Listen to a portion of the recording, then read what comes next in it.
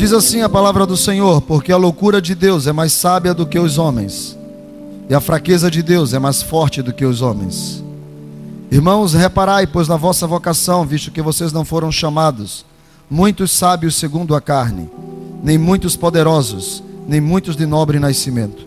Pelo contrário, Deus escolheu as coisas loucas do mundo para envergonhar os sábios, e escolheu as coisas fracas do mundo para envergonhar as fortes. E Deus escolheu as coisas humildes do mundo, e as desprezadas, e aquelas que não são, para reduzir a nada as que são, a fim de que ninguém se vanglorie na presença de Deus.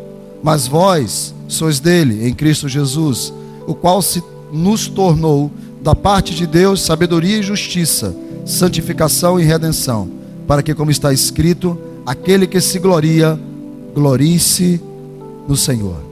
Agora abra a sua Bíblia em Gênesis. Vá lá para o primeiro livro da Bíblia, no capítulo 48 de Gênesis. 48 de Gênesis.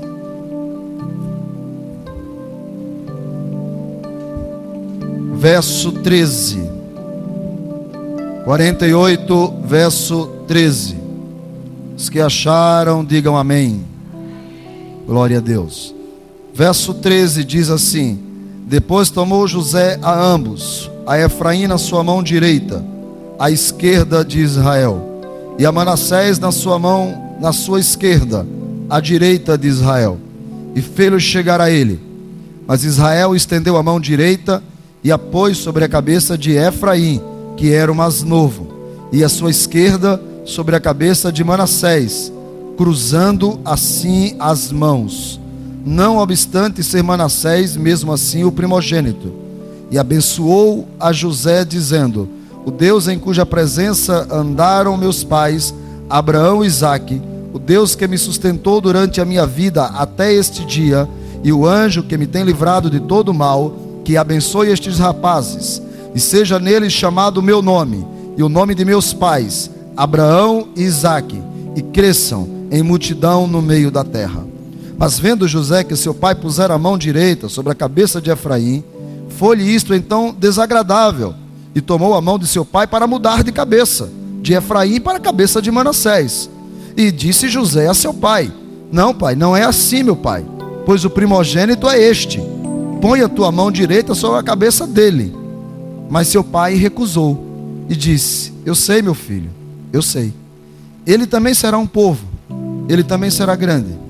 Contudo, seu irmão menor será maior do que ele, e a sua descendência será uma multidão de nações.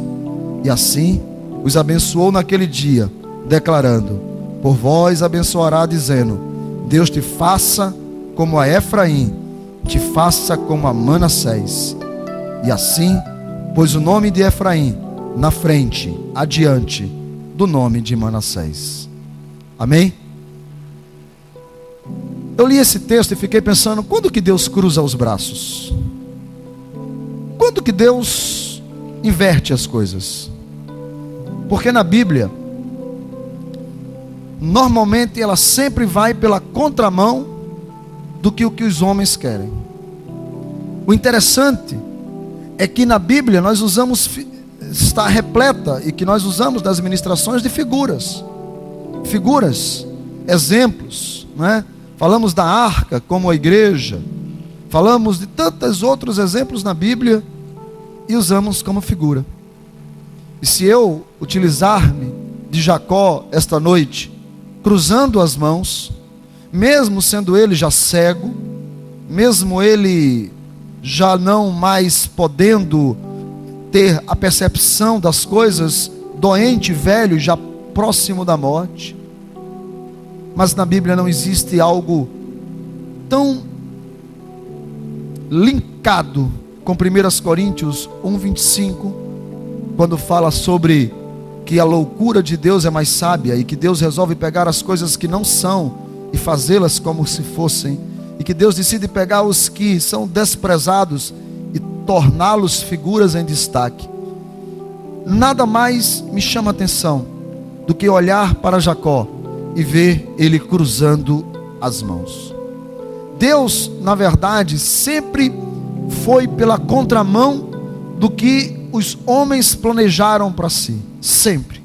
É impressionante como Deus vai sempre pelo caminho inverso, o que todos nós achamos que assim será como Deus quer, e Deus decide fazer completamente diferente. Caim mata Abel, e Caim era o primogênito. Assim então seria de Caim a linhagem que deveria proceder de Adão, mas a Bíblia não diz.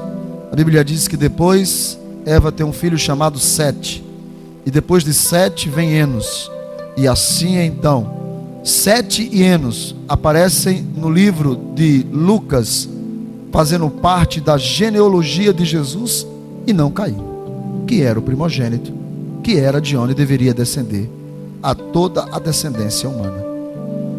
Deus decide fazer uma nação, Deus decide criar uma grande nação, Deus decide fazer uma nação que seria numerosa na terra, Deus decide fazer uma nação que seria um exército, que aonde chegasse, ele afogaria os inimigos de Deus. Deus decidiu fazer uma nação que seria uma nação sacerdotal, uma nação que seria o reino de Deus na terra. Deus decide fazer uma grande, numerosa, incontável, incalculável nação.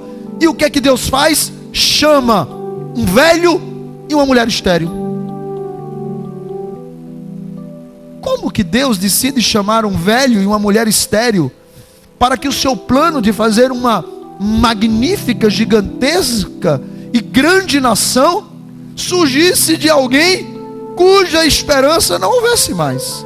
Porque, inclusive, mesmo animado, depois de ter saído da sua terra e passado 11 anos, e ele tenta desanimar e acha que o seu mordomo que vai ser o seu sucessor, e acha depois a grande e maravilhosa ideia de ter um filho, e que é Ismael, e ele já estava desistindo quando vem Isaque. E era para ser o sucessor de Abraão, Ismael. Mesmo sendo a escrava, Ismael era o primogênito. Mas para Deus não. Para Deus era Isaque. Assim como também Isaque, quando tem filhos, o seu primogênito era Esaú. Mas o que é que acontece? Deus não é Deus de Abraão, nem Deus de Isaque, e nem Deus de Esaú. Deus é Deus de Abraão, Deus de Isaque, e Deus do bandido, Deus do trapaceiro, Deus do que pega no pé, Deus do que enrolou o irmão, Deus do que fugiu. É Deus de Abraão, de Isaque e do Jacó. Se nós estivéssemos escrevendo o enredo da história, eu estivesse escrevendo, Jacó não entraria ali. Se eu estivesse escrevendo o enredo da história, não seria Jacó que estaria no capítulo 48 de Gênesis, cruzando as mãos para abençoar a Manassés e Efraim, ou melhor, a Efraim e Manassés. E olha que José, sendo governador do Egito, o homem que conseguiu trazer prosperidade àquela terra, salvar os 70 da sua família, conseguiu trazer o seu pai, conseguiu comprar tudo para Faraó, conseguiu tornar-se o homem mais importante, o Zafanete Penéa, o salvador do mundo. Na hora em que ele levou os 2 filhos para a presença de Jacó, ele pegou o mais velho e disse: bom, deixa eu colocar aqui do lado da mão direita do meu pai. Por quê? Porque normalmente a bênção é sobre o primogênito, a bênção é sobre o mais forte, a bênção é sobre o mais bonito, a bênção é sobre o intelectual, a bênção é sobre o poderoso, a bênção é sobre aquele que pode, a bênção é sobre aquele que tem. Então deixa eu colocar Manassés aqui, que eu vou colocar ele porque ele tem condições de ser abençoado, ele é o primogênito, e vou colocar ele aqui. E quando de repente o velho Jacó, que já não via mais com os olhos da carne, mas conseguia ver ainda com os olhos espirituais, aquele que não conseguiu ver a morte, mas viu o anjo que lutava com ele no Val do Jabó, que lhe mudou o nome para Israel, os olhos que viram a Deus, e chamou aquele lugar de Peniel, que quer dizer vi Deus face a face. Esse Jacó, cujos olhos da carne já não mais enxergavam, quando os dois filhos se aproximam, eu não sei se Manassés era maior ou se Efraim era maior. Eu não sei se o cabelo de Manassés era diferente do cabelo do Efraim. Eu não sei qual era a razão. Mas quando José coloca os dois como a ordem natural das coisas, como um dia após o outro, como a ordem natural de que tudo deve ser dogmatizado, padrão, dessa maneira, dessa forma, ele coloca os dois diante de Jacó.